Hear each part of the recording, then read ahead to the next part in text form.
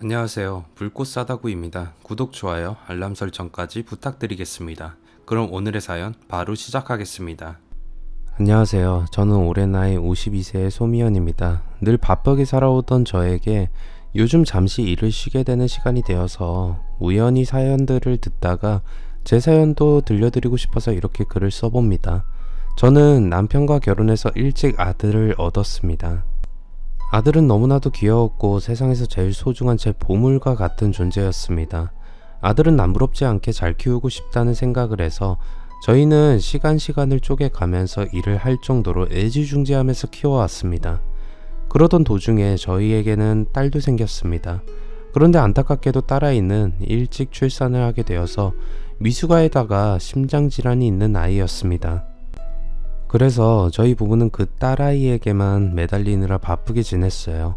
아들은 하는 수 없이 할머니 댁에 보내서 키워지게 되었고요. 그게 참 마음에 걸렸어요.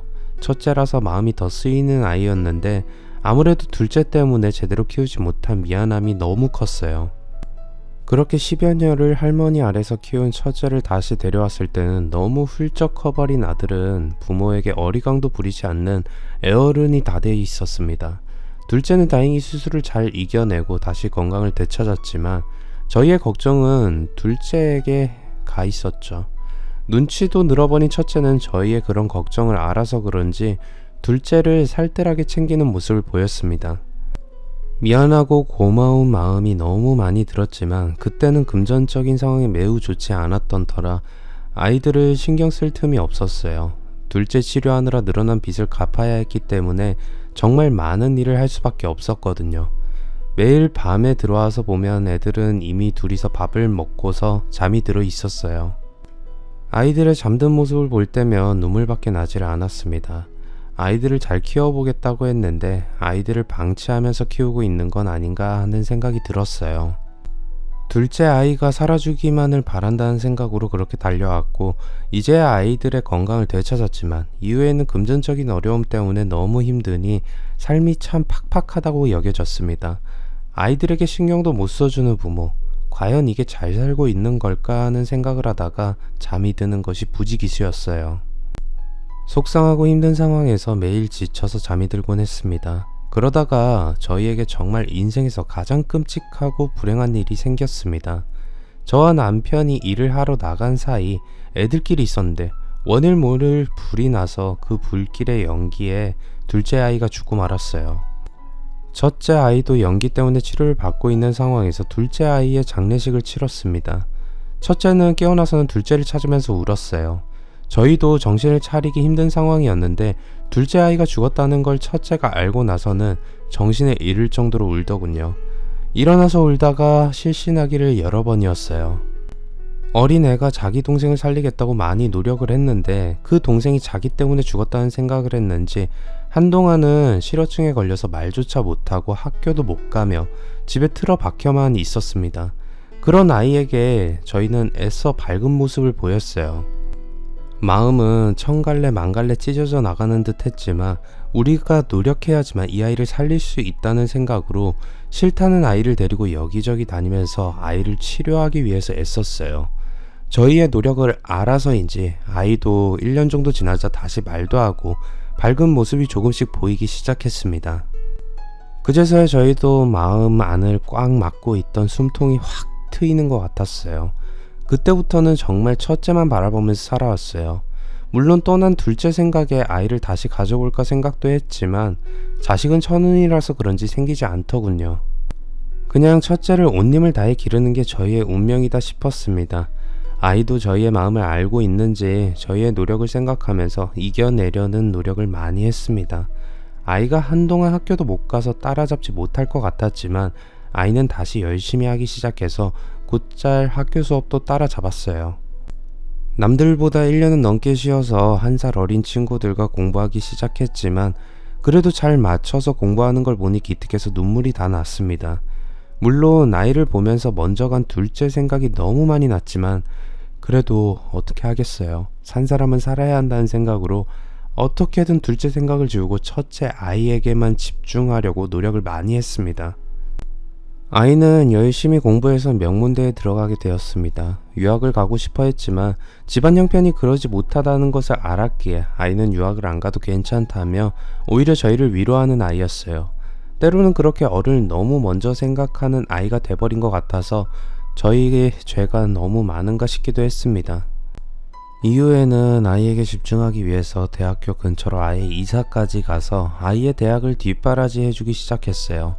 다른 애들은 매일 술 먹고 늦게 들어오는 게 일인 것 같았지만 저희 아들은 절대 그런 모습을 보이지 않았습니다. 그러다가 한 번은 아이의 일기장을 본 적이 있었는데 그런 말이 써 있더라고요. 내 동생 대신에 내가 더 열심히 살아야 한다. 나는 그 아이에게 너무 미안하다. 라는 말이 써 있었어요. 어린 나이에 꿈도 꾸고 행복해도 모자랄 나이인데도 불구하고 늘 그런 마음을 품고 있다는 게 제가 아이에게 아픔만 준 것 같아서 속상한 마음이 가득했습니다. 그런 아들이라서 그런지 저는 늘 더 마음이 쓰였고 아들도 그걸 알아서 그런지 엇나간 적 없이 늘 잘 사는 모습을 보여줬어요. 그런 아들이 제 생의 의미라고 해도 다름이 없었습니다. 아들은 유난히 일에만 빠져 지내기도 해서 걱정도 많이 했어요.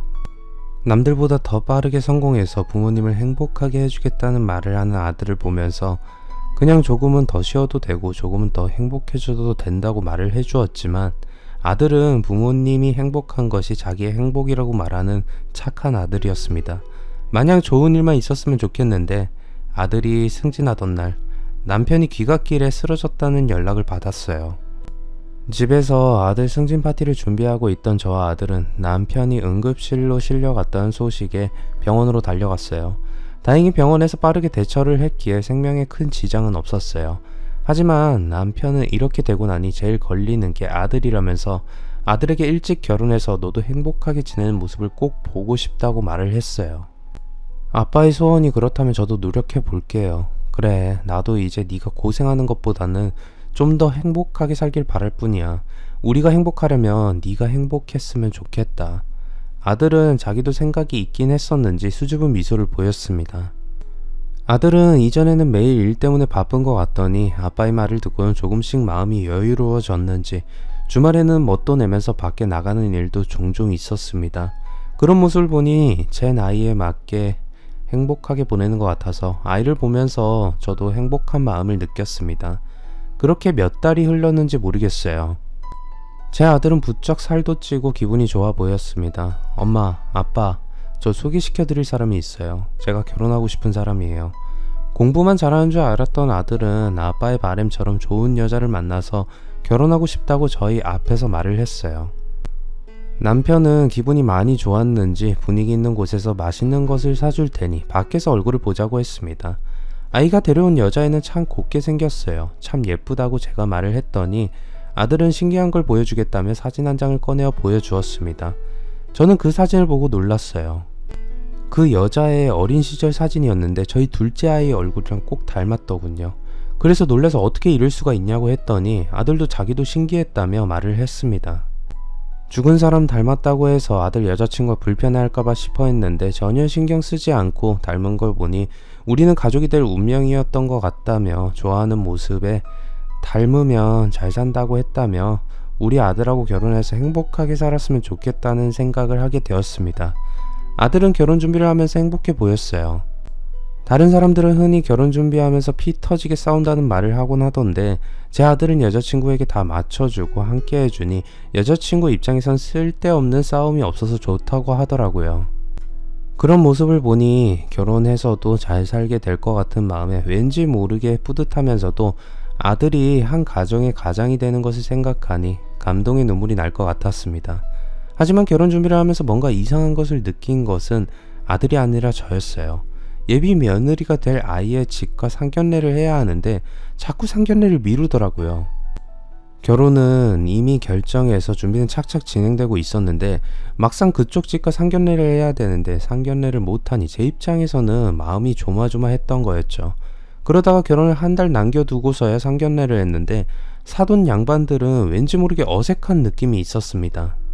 자리가 불편해서 그런가 싶어서 저도 말이 없어지더군요. 그래서 아들에게 한번 물어봤어요. 네 여자친구 부모님은 언제 처음 뵈었니? 저도 상견례 하면서 처음 뵀어요. 왜요? 아들은 제 질문에 대해서 이상함을 느꼈는지 저에게 물었지만 괜히 좋은 일에 초치는 거 아닌가 싶어서 그냥 아니라고 생각하고 속으로 고민을 했어요. 보통 상견례 전 만나 뵙곤 할 텐데 상견례 때 부모님을 처음 본 게 마음에 좀 걸리더군요. 하지만 이내 그게 뭐가 대수냐는 생각이 들긴 했습니다. 아들만 행복하면 되는데 내가 너무 예민하게 받아들이는 거 아닌가 하는 생각을 한 것이었어요. 아들은 자신의 일을 잘 알아서 하는 사람이었기에 결혼도 알아서 잘할 거라 생각을 했어요. 그런데 결혼을 얼마 안 남기고서 아들이 돈이 좀 필요하다고 말을 하더라고요. 결혼 준비 다 된 거 아니었어? 약간 돈이 부족해서요. 아들은 한 번도 돈이 필요하다 이야기를 하지 않았던 아이였는데 결혼을 앞두고 돈이 필요하다고 하는 아들에게 매정하게 돈이 없다고 할 순 없었어요. 형편이 넉넉한 건 아니었기에 그래도 아들이 필요하다는 돈을 꼭 주고 싶어서 이 집 저 집 다니면서 돈을 좀 융통해달라 했어요. 결혼식에서 축의금이 좀 들어오면 어느 정도 갖고 또 일해서 꾸준히 갚으면 되겠지 하는 생각을 잠시나마 했던 것 같아요. 아들에게 돈을 마련해주고 나니 왠지 모를 뿌듯함이 밀려오기도 했네요. 결혼 준비하면서 아들은 뭔가 말 못하고 힘들어 보이는 것 같긴 했는데 그래도 결혼하고 나서의 일에 대해서 꿈꾸는 것을 보면서 왠지 잘 해나가리라 생각이 들었습니다. 결혼하고 나서 아들은 집에는 자주 안 오더라고요. 약간 서운한 마음도 들었어요. 아들의 얼굴을 조금이라도 더 보고 싶은 게 부모의 마음일 건데 아들이 오지 않는데 오라고 하면 며느리가 불편해할까봐 그렇게 말도 못하겠더라고요. 명절이 다가오는데도 온다 간다 말도 없는 아들네에게 연락을 했습니다. 아들은 며느리가 아프다면서 이번 명절에 못 갈 것 같다고 했어요. 결혼하고 얼굴도 한번 못 봤는데 그래도 명절인데 식사라도 같이 하는 거 어떠니? 아들은 곤란해 하더라고요. 그래서 더 말은 못하고 그럼 다음에 보자며 말을 아꼈어요. 정말 아파서 그런 건지 오고 싶지 않은 건지는 알 수 없었지만 아들이 곤란한 건 싫었거든요. 명절이 되어서 조촐하게 식사를 하려고 하는데 그때 아들이 왔어요. 아들 못 온다더니 웬일이야? 너무 반가운 마음에 먹던 수저까지 들고서는 아들에게 갔습니다. 아들은 며느리랑 못 와서 죄송하다며 며느리는 집에서 쉬고 있다고 했어요. 둘째와 닮은 얼굴이었기에 자주 보고 싶은 마음이 있었는데 사람 마음이 다 같지는 않은 것 같았어요. 저야 아들 얼굴이 더 보고 싶었기에 아들을 보니까 서운했던 마음이 싹 사라지긴 했었어요. 아들과 여러 가지 이야기를 나누고 있는데 아들은 결혼하고 나서 살이 찐 게 아니라 조금 빠지긴 했었어요. 세아가는 잘 지내지? 아프다니 걱정이다. 예, 잘 지내요. 웃으면서 말하는 아들을 보니 그래도 안심이 됐어요. 결혼하고 서로 맞춰가느라 힘들 텐데 잘 살고 있는 것만으로도 만족을 해야겠다 생각을 했어요. 아들은 행복하긴 한지 연신 며느리 이야기를 많이 하더라고요. 부모 입장에서는 자식이 잘만 행복하게 살면 그걸로 된 거다 싶은 게 부모 마음인 것 같았어요. 하지만 그건 정말 자식놈의 속을 모르던 저의 실수부터 시작된 것 같기도 했습니다. 아들은 이후에도 간간히 저희 집에 왔어요. 며느리 없이 말입니다. 그래서 며느리는 뭐하냐 물어보면 그냥 바쁘다고 하거나 친구의 약속 있다고 하거나 매일 핑계가 달랐어요. 그냥 시댁에 오기 싫은가 보다 싶기도 했는데 아들은 뭔가 말하려다 말고 또 하려다 말고 하는 눈치를 보였어요. 그래서 아들이 4번째인가 찾아온 날 제가 먼저 물었습니다. 너 뭔가 하고 싶은 말 있는 거니? 그럼 어서 해라. 이애미 속이 탄다. 혹시라도 뭐 안 좋은 일일까 싶기도 하고 걱정도 많이 돼서 물어봤는데 아들은 아니라고만 하고 저는 안절부절 못하는 아들이 안쓰럽기만 했던 거였어요.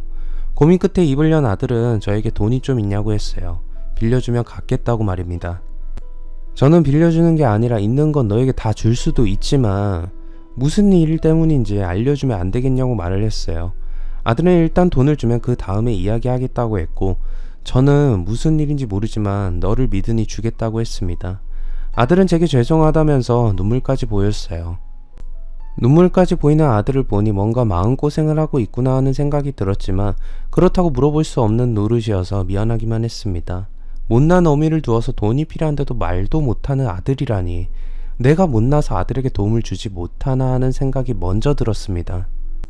하지만 아들은 이내 죄송하다는 말만 하고 갔어요. 솔직히 매일 아들에게 전화해서 물어보고 싶었지만 아들에게 물어볼 수가 없었어요. 아들이 먼저 말해주길 기다리는 수밖에 없었어요. 그렇게 기다리니 아들은 연락이 먼저 왔어요. 저에게 연락이 와서 따로 조용히 보자 했습니다. 무슨 일이야? 따로 보자고 말을 하다니. 아빠한테는 너무 죄송해서 더 말씀드리기가 어려워서. 왜, 무슨 일인데? 아들의 말을 듣자니 며느리가 원래부터 사치가 심한 아이였다고 하는 겁니다.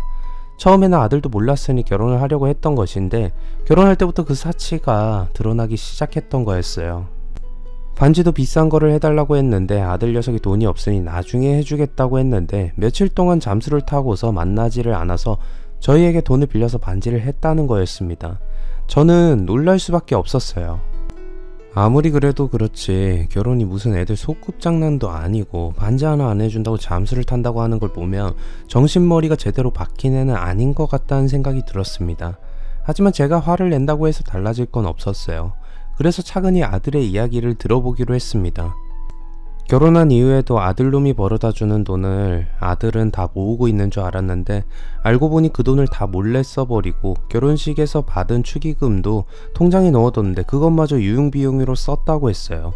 유흥비용이라니 무슨 소리냐고 물어보니 술과 음주 가무를 즐기던 여자애였던 거였습니다. 아들은 그런 것도 모르고 매일 일찍 들어가야 한다고 하는 며느리를 보고는 상당히 조신한 여자애라고 생각을 했던 것 같았어요. 물론 조신한 여자친구들을 말한 것은 아니었지만 그렇다고 해서 그렇게 평소에 음주 가무만 즐기는 여자애를 좋아하게 되었을 거란 생각은 못했던 것 같았어요. 게다가 어렵사리 돈을 모았는데 그 돈마저 다 쓰고 부모님 앞에 손을 벌려야 한다는 것이 얼마나 마음이 신경을 쓰였을 것인지 알고 보니 제 마음이 다 쓰라렸더라고요. 그동안 말도 못하고 얼마나 힘들었어. 엄마에게라도 털어놓지 그랬어. 엄마도 힘들 텐데 내가 무슨 염치가 있어서 말을 해. 그래도 어디 말도 못하는데 이 엄마한테라도 말을 해야지. 아들은 미안함에 얼굴조차 들지 못하고 말을 못 이었어요. 엄마가 세아가한테 이야기 좀 해줄까? 기껏 한 결혼인데 마음고생하면 어떡해. 아들을 생각해서 말을 했지만 아들은 자기가 잘 해결해 보겠다고 했어요. 그렇지만 부모의 마음이라는 게 아들이 잘해보겠다고 해도 마음이 쓰이는 건 어쩔 수 없는 일인지 세아가에게 전화를 하게 되었습니다. 세아가 잘 지내니? 지난번에 몸이 아팠다고 들었는데 괜찮고? 몸이요? 저 몸 아픈 적 없었는데요? 거짓말이라고는 모르던 아들이 세아가가 아프다는 핑계를 대면서 세아가를 집에 못 데려오는 핑계를 댔던 거였어요. 그것도 충격이었는데 세아가는 왜 전화했냐는 듯 퉁명스럽게 말을 하더군요. 나 너 좀 만나야겠다. 남의 집 귀한 딸이라고 생각해서 항상 잘 대해줬는데 아무래도 가만히 있으면 안 되겠다는 생각이 들었어요. 세아가는 그 와중에도 자기가 왜 만나야 하냐며 아무 일 없는 것 같아도 자기도 하는 일이 많다고 말을 했어요. 시어머니에게 자기가 바쁘다고 말을 하는 며느리라 답답했어요. 무슨 일이 있어도 만나야겠다 싶어서 집 앞까지 찾아가서 며느리를 만났어요. 여기까지 찾아올 정도로 급한 일이에요? 나 바쁜데. 기분 나빠하는 표정을 보는데 너무하다는 생각을 했어요. 오랜만에 시어머니 얼굴을 보는데 그렇게 말을 할 수가 있다니. 하지만 다 필요 없고 아들만 생각하자 해서 며느리의 손을 잡고 공원의 벤치에 앉았어요. 며느리는 할 말 있으면 빨리 끝내라고 말을 하더군요. 그래, 내 단도직입적으로 이야기할게. 지금 하는 행동들 다 그만해. 내 행동이요? 무슨 행동을 말하는 거예요? 매일 돈을 허투루 쓰고 진탕 술 마시면서 다니는 거 들었어. 내가 볼품없는 시어머니이고 아들에게 뭐 하나 해준 게 없는 엄마지만 그래도 아닌 건 아니라고 말은 해줘야 할 것 같아서 말이다. 지금 시얼듯이 전하는 거예요? 뭐? 아니 그렇잖아요. 제가 술을 먹고 다니든 약을 먹고 다니든 그건 어머니가 상관할 바는 아니잖아요. 며느리는 뻔뻔하게 말을 했어요. 제가 물어보는 게 주제 넘은 짓이라 말을 하는데 뒤통수를 망치로 맞은 느낌이었습니다. 저도 며느리에게 찾아가는 건 결코 좋은 행동은 아니라는 건 알고 있었는데 그렇다고 해서 아들 녀석 속 썩이게 가만히 둘 수는 없었거든요. 그랬는데 며느리는 저에게 못할 말 할 말을 다 하더군요. 저희 잘 사는 꼴 보고 싶으면 더 이상 뭐라고 하지 마세요. 아니면 저도 가만히 안 있을 거예요. 마치 저를 잡아먹을 듯이 노려보면서 말을 하는 며느리가 진짜 무슨 일이라도 저지를 것만 같았어요. 그래서 일단은 돈 함부로 쓰지 말고 내 아들 걱정시키지 말게 행동하라고 하고선 집으로 왔습니다. 집에 와서 다시 생각해봐도 우라통이 터지더군요. 너무 속상하고 마음이 아파서 내 아들 녀석 마음 힘들 텐데 어떻게 하나 고민이 되더라고요. 그런데 며칠 뒤 결국 일이 터졌습니다. 안부차 아들에게 연락을 했는데 아들이 상당히 힘들어 하더라고요. 무슨 일이 있는 거니? 엄마 만나고 온 후로 히스테리를 많이 부리네요. 집에 있는 물건까지 가져다 팔면서 술을 마실 정도로 심각한 상태였어요. 그래서 저는 냉정하게 말했어요. 내가 볼 때는 네가 감당할 여자애가 아니다. 애미로서 할 이야기는 아니지만 이혼 생각해보는 건 어떠니? 아들을 생각해서라도 그런 여자애 옆에 있는 건 좋지 않은 것 같아서 냉정하게 말을 했죠. 아들 녀석은 생각해보겠다고 했는데 며칠을 밥도 안 먹고 잠도 안 자고 고민하다가 며느리에게 말을 했나 봅니다. 그런데 문제는 그 후에 일어난 일이었어요. 아들이 새벽에 일어나서 씻으러 화장실에 들어갔는데 며느리가 목을 매달고 있었나 봐요. 아들 녀석이 이혼하자 하니 그제서야 정신이 번쩍 들었던 건지 아들과 헤어질 바에 죽겠다며 목을 매달았대요. 병원에서는 다행히 아무 일 없었다는 걸 보니 진짜 죽을 생각까지는 없었던 것 같은데 아들의 입장에서는 상당히 충격이 컸었나 봐요. 또 극단적인 선택을 하겠다고 생난리를 치는 며느리는 안정제를 먹고서야 조용해지기 일쑤였어요. 그런 며느리를 바라보는 아들의 마음은 오죽했겠어요. 며느리는 아들에게 자기를 한 번만 용서해주면 자기도 마음 잡고 잘 살 테니 다시는 이혼 이야기 안 하면 자기도 다시는 극단적인 선택을 하지 않겠다고 말을 했다고 해요. 그래서 아들은 결국 며느리를 다시 받아주기로 했어요. 며느리는 한동안은 잠잠했어요. 그렇게나 술 마시는 걸 좋아하고 클럽이다 뭐다 많이 다니곤 했는데 한동안은 조신한 며느리로 돌아왔어요. 매일 아들 녀석 밥도 차려주고 같이 즐거운 데이트를 하는 모습을 보니 왠지 모르게 제 마음도 찡한 느낌이 들더라고요. 아들 녀석도 며느리가 달라지니 한결 표정이 좋더군요. 저는 그런 며느리를 자랑하고 다녔어요. 요새 며느리가 내 아들에게 너무 잘한다고 말이에요. 그렇게 말하고 다니면 며느리가 더 잘할 거라고 생각을 했습니다. 사람이 바라면 더 좋은 일이 생길 거라고 생각해서요. 며느리는 마음을 고쳐 먹었는지 저희 집에도 찾아오기도 하더군요. 어머니, 저번에는 제가 죄송했어요. 그때 그날이라 많이 예민했었나 봐요. 시아버지 계신데 그날이라 예민했었다고 말을 하는데 일부러 다 있는 앞에서 용서를 보는 거 보니 은근히 여우 같구나 싶기도 했습니다. 그래, 이해하마. 하지만 앞으로 그러진 말거라. 너도 마음고생 많이 한 건 아는데 그래도 전에 했던 행동은 충분히 잘못된 행동이었다는 거 알지? 다시는 그러지 않았으면 좋겠다. 네, 저도 희성씨랑 헤어지고 싶지 않아요. 제가 얼마나 잘못했는지 이번 기회에 알게 됐어요. 다신 안 그럴게요.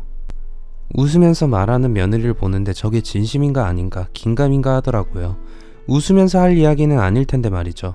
실실 웃는 며느리의 웃음에 남편은 그냥 넘어가자고 했고 저는 알았다고 말을 했어요. 잘하겠다고 하는 사람 말을 한번 믿어봐야겠다 좋은 마음으로 받아들이기로 했어요.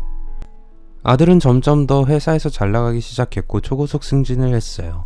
회사에서 인정받기 시작해서 남들보다 연봉도 높게 받으면서 잘 살기 시작했죠. 저는 그런 아들을 보면서 하나뿐인 아들이 잘 되는 게 너무 행복했습니다. 그리고 그런 아들 옆에서 함께 있어주는 며느리에게도 고마움을 느꼈죠. 그렇게 몇 달이 흘렀을까. 아들은 안 되는 일 없이 다 잘 돼서 잘 살고 있다고 알고 있었는데 아들이 한 번은 술 먹고 찾아와서 눈물을 다 흘리더군요. 내 아들이 한 번도 그런 적이 없었는데 무너지는 모습을 보니까 저도 마음이 뭉개지는 것 같았어요. 무슨 일이야? 네가 우는 일이 없었는데 이게 무슨 일이냐고. 엄마, 그 사람 가출했어요. 남자랑. 뭐? 그게 무슨 소리야? 제정신이래? 맨정신으로 나갔어요. 내가 아무리 잘해줘도 그 남자랑 살겠대요. 아들은 바닥에서 엉엉 울면서 저에게 이제 자기 어떻게 하느냐고 물었어요. 들어보니 며느리는 아들에게 정말 몹쓸 질도 많이 했더군요. 아들은 잘 나가기 시작해서 며느리에게도 선물도 많이 해주고 하고 싶은 걸 다 해줬는데도 늘 불만이 가득한 태도를 보였었대요. 아마 그 시점쯤부터 다른 사람이 생겼던 것 같아요. 아들이 계속 며느리의 마음을 잡아보려고 했지만 며느리는 더 기고만장해져서 마음대로 하라는 식으로 나왔대요.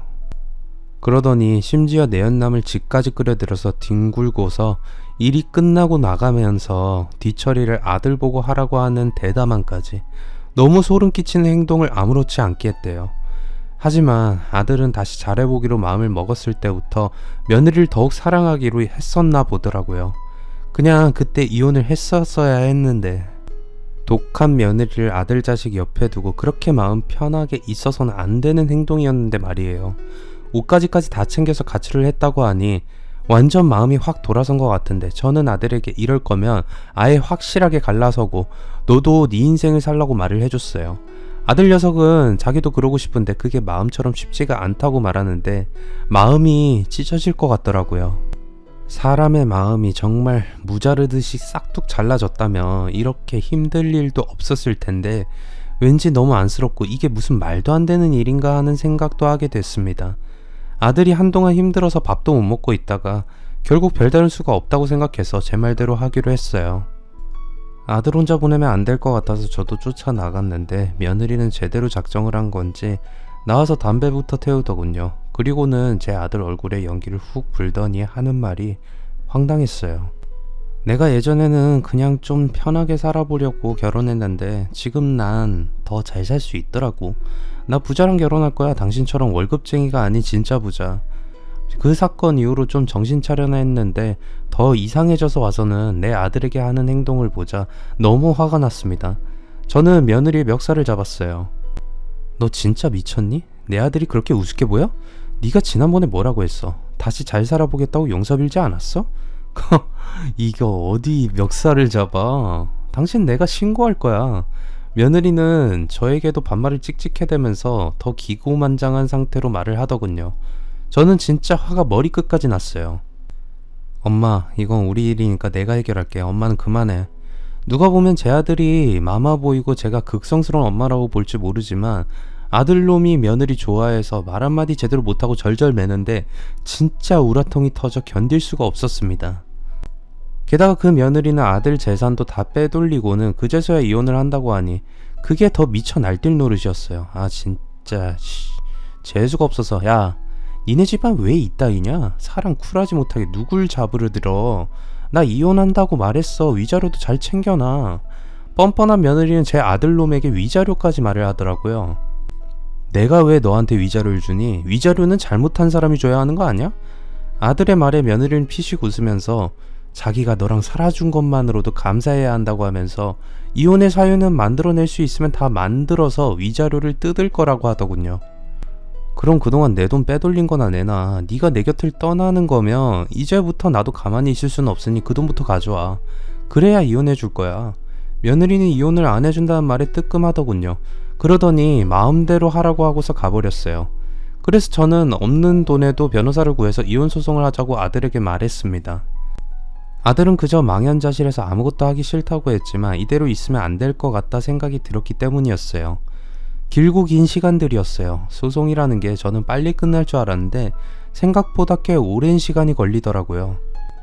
아들도 많이 지쳤는지 그만하고 싶다고 했지만 며느리가 아들의 돈을 다 빼앗고서 다른 남자와 바람이 나서 잘 사는 꼴에 제 눈에는 피눈물이 나도 참을 수가 없었거든요. 결국 소송을 해서 제 아들이 이기게 되었어요. 덕분에 며느리가 몰래 가져갔던 돈의 일부는 찾을 수 있었습니다. 며느리는 두고 보자며 저주를 퍼붓고 가더군요. 하지만 저희는 차라리 그 며느리를 안 보는 게 훨씬 더 좋을 것 같다는 생각에 잊어버리기로 했어요. 아들 녀석은 집까지 정리하고 다시 들어와서 살면서 마음을 추스렸습니다. 얼마나 힘들었는지 살이 쪽 빠져서는 기운이 없어 했는데 몇 달이 지나고 나니 다시 정신을 차리고 뭐든 열심히 했던 아들의 모습으로 돌아갔어요. 아들은 지친 기색 없이 늘 밤낮으로 일을 하면서도 웃으면서 가족들과 함께하는 시간이 기쁘다고 했습니다. 그런 아들을 보니 안심을 했어요.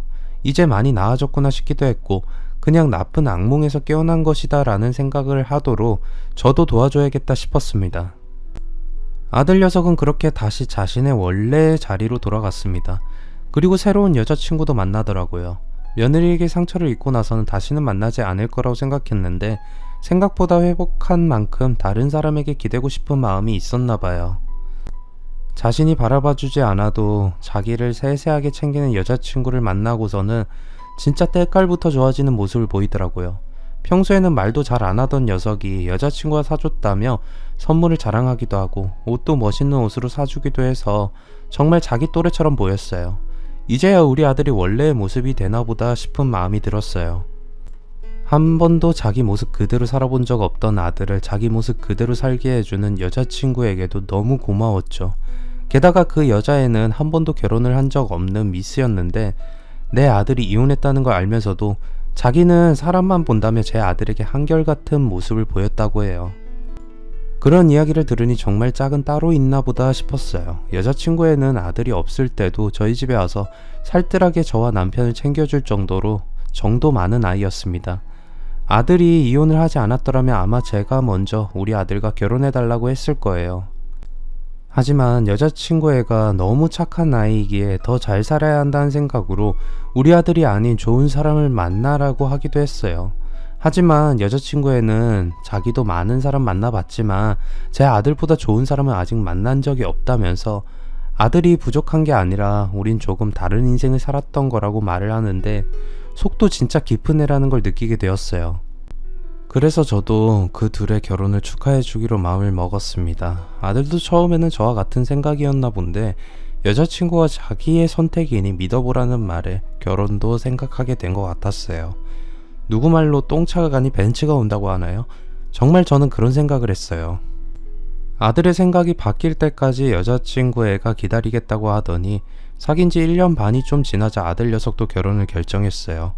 둘은 다른 사람들이 천상 짝이었다고 할 만큼 둘이서 좋아 보였습니다. 결혼도 오히려 새 며느리가 간소히 하자고 해서 많은 사람들을 부르기보다는 정말 귀중한 분들만 모시고 결혼식을 올렸어요. 저희도 아들이 잘 살기를 바라는 마음으로 최대한 도와주기로 해서 작은 집을 구해서 둘이 살게 되었어요. 결혼을 해서 행복하게 사는 모습을 보니 지난 일들은 다 꿈만 같았어요.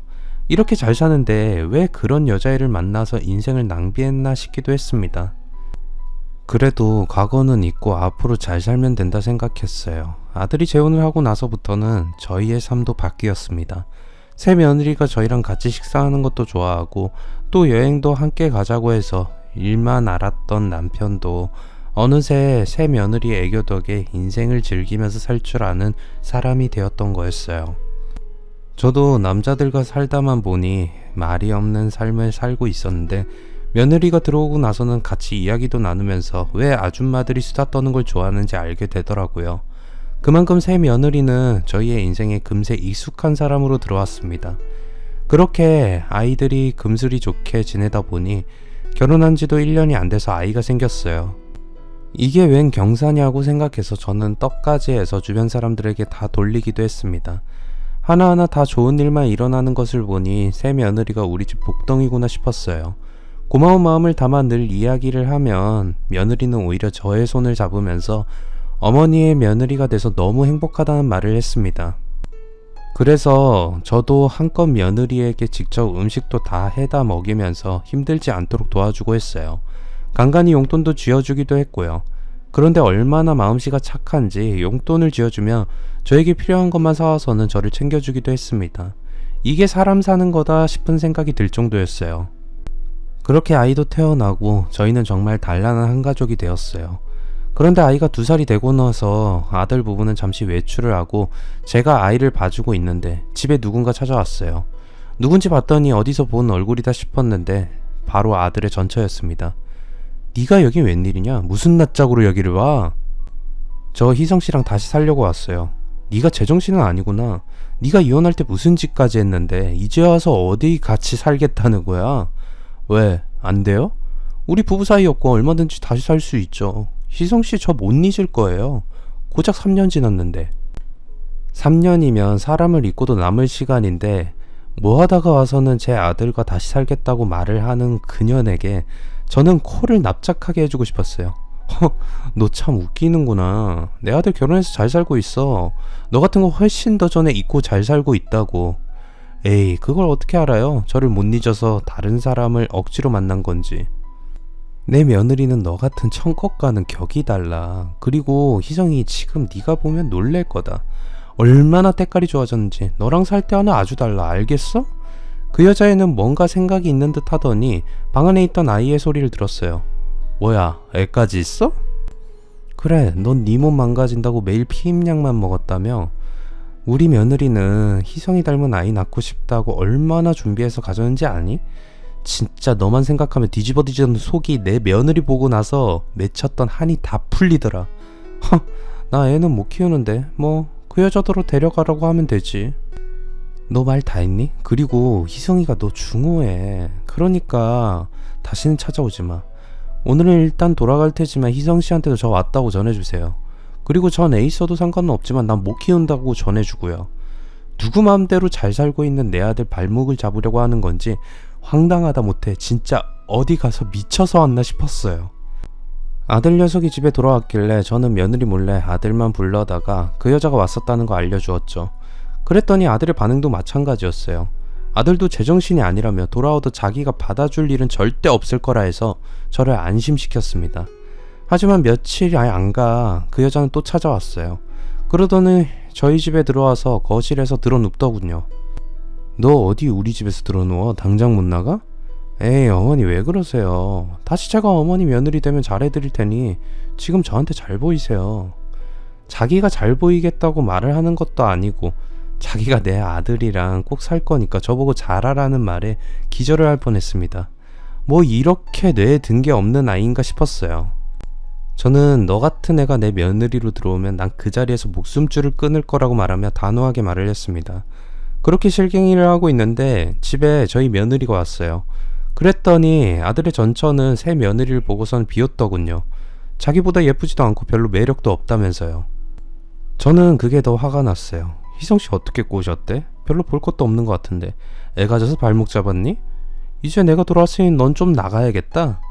네가 뭔데 내 며느리에게 나가라 말아 하는 거야? 너나 나가 너나. 아들의 전처는 제정신이 아닌 것 같았어요. 엄연히 결혼해서 잘 살고 있는 며느리더러 나가라고 하는 말에 너무 황당했습니다. 왜 제가 나가야 해요? 희성씨 버리고 떠날 땐 언제고 이제 와서 현모 양처이냐 다시 아내가 되겠다고 하는 건 인간 이하의 짓 아니에요? 늘 부드러웠던 이미지였던 며느리는 할 말을 하는 성격이었는지 아들의 전처가 그렇게 못되게 행동을 굴자 또박또박 말을 했어요. 그랬더니 아들의 전처는 며느리가 찍소리 안 하고 나갈 거라 생각을 했는지 당황하더군요. 근데 사실 누가 자기 가정을 망치는 사람이 나타났는데 알겠다고 하고 나갈 사람이 어디 있겠어요. 그때부터 아들의 전처와 제 며느리와의 싸움이 시작되었어요. 저는 방 안으로 들어가서 아이를 돌보면서 아들에게 빨리 전화를 했어요. 아들은 못 가게 붙잡아 놓으라고 하고 자기가 당장 가서 해결을 하겠다고 말을 했습니다. 그 사이 둘의 싸움은 더 번져나가기 시작했어요.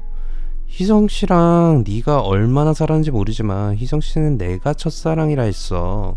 너 같은 게 비교할 바가 아니라고. 애 가지고 발목 잡지 말고 넌 좋게 말할 때 당장 떠나. 자꾸 반말이신데 그럼 말까지 하는 거지? 네가 날 우습게 안 하건데 내가 나가란다고 나가래는 아니야. 그리고 너야말로 얼굴 다 뜯어 고쳐놓고 뭘 믿고 희성씨한테 들이대? 너 같은 건 트럭으로 갖다 줘도 희성씨는 싫다고 했어. 이게 터진 입이라고 말 다 했어? 그래 칠 테면 쳐봐. 가만히 안 둘 테니까. 아들의 전처가 먼저 제 며느리를 들이받았어요. 그때부터 육탄전이 시작되었습니다. 며느리 역시 참지 않고 그 전처인 애를 때리기 시작했는데 그녀는 몇 대 맞더니 집에 있던 물건들을 던지기 시작하더라고요. 아무래도 며느리가 때리는 힘이 컸는지 얼굴은 시뻘겋게 변해 있는 상태였어요.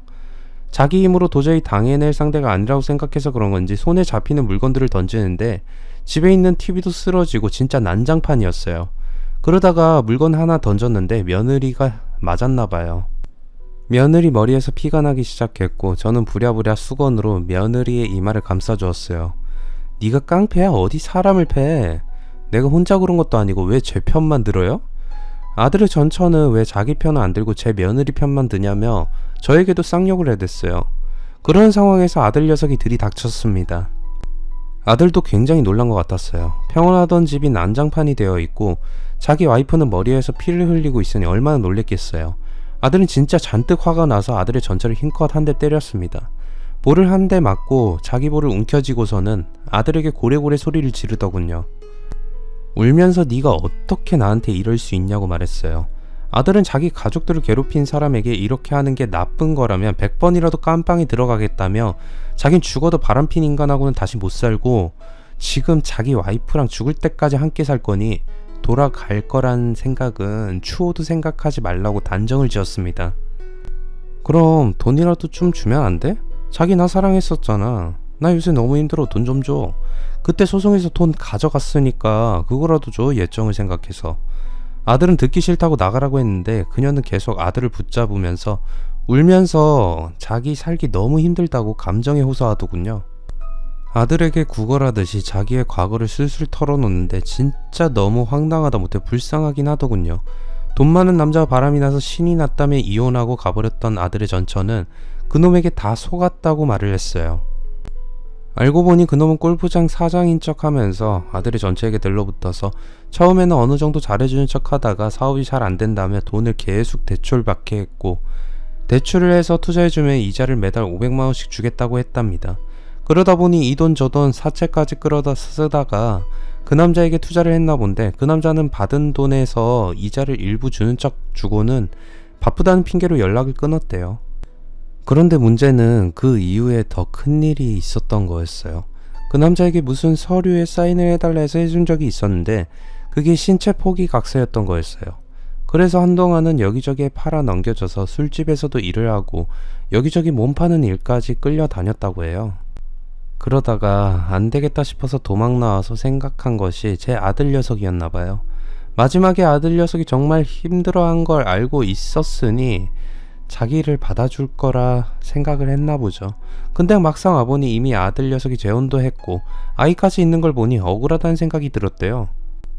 자기는 그렇게 비참하게 살고 있는데 자기랑 헤어지고 나서 땅땅거리면서 잘 사는 모습이 미워서라도 제 며느리를 내쫓고 자기가 다시 그 자리에 들어 앉으려고 했던 것 같아요. 그러다 그것도 안 될 것 같으니 아들에게 돈 달라고 구걸을 하고 있었던 거였고요. 하지만 아들 녀석은 상당히 냉정하게 말을 하더군요. 난 너를 보는 것만으로도 치가 떨리고 화가 나서 견딜 수가 없어. 근데 이제 와서 네 잘못으로 꼬인 네 인생을 나한테 풀어달라는 거야? 난 너한테 10원도 아까워. 그러니까 당장 우리 집에서 나가. 안 그러면 경찰에 신고해서 지금 내 와이프에게 상해 입힌 것까지 모두 신고해버릴 테니까. 아들의 말을 들었지만 아들의 전처는 꼼짝도 안 하고 울기만 했어요. 마음대로 하라고 자기는 지금 갈 때까지 갔다고 하면서 말이에요. 그렇게 몇 시간을 실갱이하고 있는데 저희 집에서 이상한 남자들이 들이닥쳤어요. 바로 아들의 전처가 돈을 빚진 곳에서 사람을 풀었었나 보더라고요. 아들의 전처는 상당히 공포스럽긴 했는지 미친듯이 소리 지르며 끌려나가는데 그냥 둘까 했지만 아무리 앙금이 많아도 그대로 두면 안 될 것 같아서 경찰에 신고를 했어요. 결국 불행인지 다행인지 아들의 전처는 경찰에 끌려갔고 경찰의 보호를 받으면서 문제를 해결하기로 했다고 하더라고요. 마음 같아서는 어떻게 되든 상관을 안 하고 싶었지만 아이 키우는 사람이 못된 마음을 먹으면 안 되는 것 같아서 그렇게라도 도운 것이었어요. 이후에 어떻게 됐는지까진 모르겠어요. 아들에게 물어봤을 때는 연락 왔는데 차단해버려서 이젠 소식조차 듣고 싶지 않다네요. 사람의 인연을 조금만 더 소중히 여겼다면 그 애도 잘 살 수 있었을까요? 못내 둘째 아이와 비슷하게 생겼던 그 애를 생각하며 왜 아까운 인생을 그리 살아야만 할까 씁쓸한 마음뿐입니다. 아들은 현재 와이프와 아이만 바라보면서 잘 살고 있어요. 저도 아이들 보면서 사는 것이 제 낙이기도 하고요. 지금 제 소원은 그냥 우리 손주가 잘 자라서 결혼하는 것까지만 보고 죽는 것이에요. 그러기 위해선 저도 더 건강히 살려고 노력하고 있습니다. 날씨가 추워지는데 모두들 춥지 않도록 몸 관리 잘 하시고요. 늘 행복하세요. 제 사연 들어주셔서 감사합니다. 긴 글 읽어주셔서 감사합니다. 구독, 좋아요, 알람 설정 부탁드립니다.